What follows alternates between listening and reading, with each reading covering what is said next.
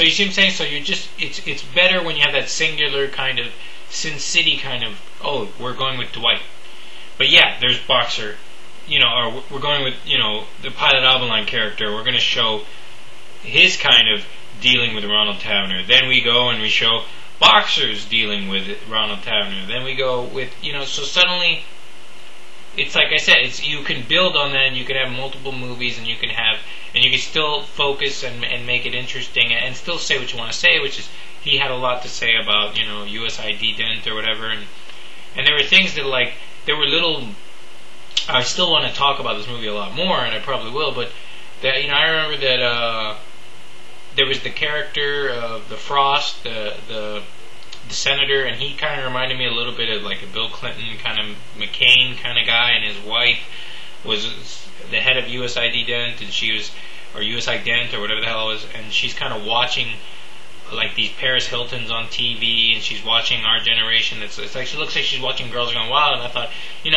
that's interesting to explore that, to go, it's easy to say 1984, let's watch everybody, but they don't realize, man, that's a lot of, you will go fucking crazy sitting there kind of, could you imagine if someone like Hillary Clinton sat down in front of a monitor and had to watch a bunch of guys chugging beer all day? Like, suddenly you're like, okay, maybe I don't want to know what the fuck these people are doing because they're idiots and they're not doing anything.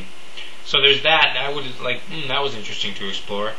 And, for me, I just felt like, with future, you always have to kind of go, you might have a vision for the future, but it takes millions of other people and millions of other dollars to catch up. So it's like, there's mega zeppelins, there's this, there's that, it takes a long time for these things for humanity to, we just finally got touchscreen cell phones. So you can imagine that there's like, oh, the cars are all powered by electric whatever, and you're like, you look at that and you go, I'm not so sure that people would adopt that quickly and that fast, and that we gotta take these products and put them out immediately, because if that was the case, the electric car, the hydrogen power car, those things that exist now, those forms of energy, there's always resistance, and you have to deal with resistance, plus you have to build this stuff, and there's a war going on, and then you have your enemies wanting to destroy what you're building, and then so there's a lot of, it takes its time to get there. And another thing I didn't agree with was, like, all around California, there's these people on rooftops with snipers. I don't know anybody that would feel comfortable with a American soldier on the top of your roof, on a sniper, because what if he goes crazy? What if he's a Section 8? You can't trust that soldier isn't going to just randomly, accidentally shoot somebody. And it's like, it's one thing if it's invisible, if there are invisible security forces, because it's not there, it's out of sight. But when I'm going out on the night of the town, and we're like, hey, let's have fun, and you look up and you see a guy with a freaking sniper rifle, you're sitting there going, how do we know that's the soldier? How do we know somebody didn't kill the soldier, get in the soldier costume, he gets up there and starts shooting people? How do we know that soldier didn't just lose his wife and he's going to go crazy and start shooting people? Like, suddenly, it's too much fear that people would not even politicians would want that. Because the politicians have to walk around and they have kids, and so they don't want to create it's all about making people believe that they're safe, and that don't panic.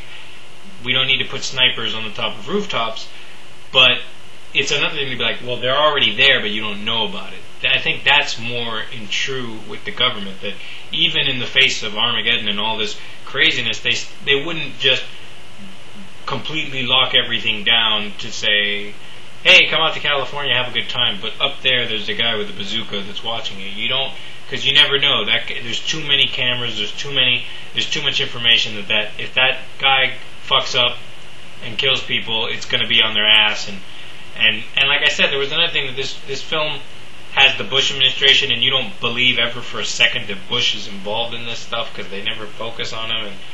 But like I said, it's an interesting failure. I still enjoy it. I still like it, but I would have enjoyed it much more if it would have been a single protagonist story, like a Sin City, and kind of followed one guy and where he goes, and then this guy later where he goes, and slowly build it to tales, actual tales that over time we see. But still, an A for effort, but I'd probably give it a C.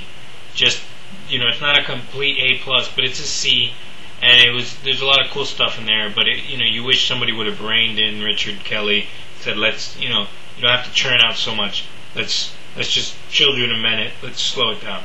But still, I would suggest you watch it because it's compared to a Meet the Spartans or Bratz, these are the type of movies they make you think, they make you talk.